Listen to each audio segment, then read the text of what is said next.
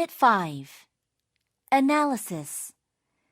Mostly self-taught, Paul Creston became one of the most popular composers of the mid-20th century. A conservative musician, Creston claimed his greatest influences to be long-dead composers. The hallmark of his style was rhythmic originality. Harmonically, he might be called an American impressionist. Creston achieved renown when his Symphony No. 1 won the New York Music Critics Circle Award in 1941. He had already received a Guggenheim Fellowship in 1938.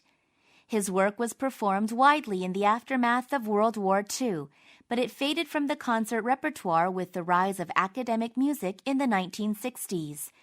Several of his works were inspired by the poetry of Walt Whitman. He died in Poway, California, a suburb of San Diego. Practice. 1. Al-Jazari, 1136 to 1206, was a Muslim scholar, inventor, mechanical engineer, artisan, artist, and mathematician. He is best known for writing the Book of Knowledge of Ingenious Mechanical Devices in 1206. He is remembered for his automaton designs, including water-operated ones. Most of them are decorative, fanciful objects, though some also serve a function. Al-Jazari constructed a hand-washing automaton, first employing the flush mechanism now used in modern toilets.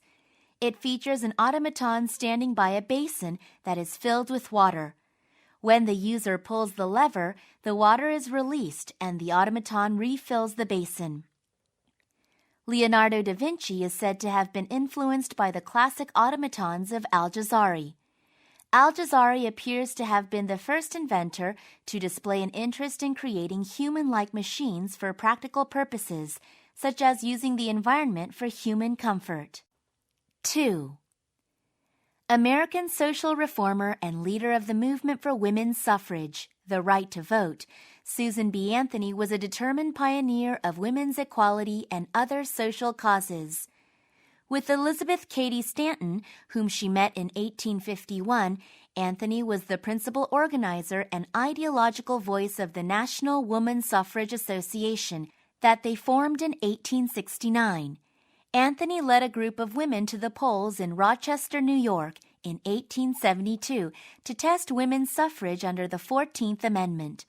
Her arrest, trial, and sentence of a fine that she refused to pay became a model for other suffrage protests. Although she did not live to see women gain the vote, Anthony's single-minded advocacy of equal justice for women has been credited with helping to win social and political gains for women and launching the women's movement in the 20th century. 3. The Springbok emblem was worn by South African national sporting teams throughout most of the 20th century. It continues to be worn by the South African national rugby team today, known universally as the Springboks. The designation began on South Africa's first rugby tour to the British Isles in 1906. Team captain Paul Roos coined the term to prevent the British press from inventing one for them. The 1906 Springboks were highly successful, winning nearly all their matches including Wales, the top British Isles nation at the time. Thereafter, South Africa's national sporting teams wore the emblem until the 1990s.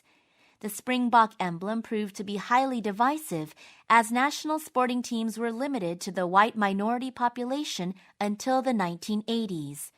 For white South Africans, the emblem was a symbol of pride and national sporting power.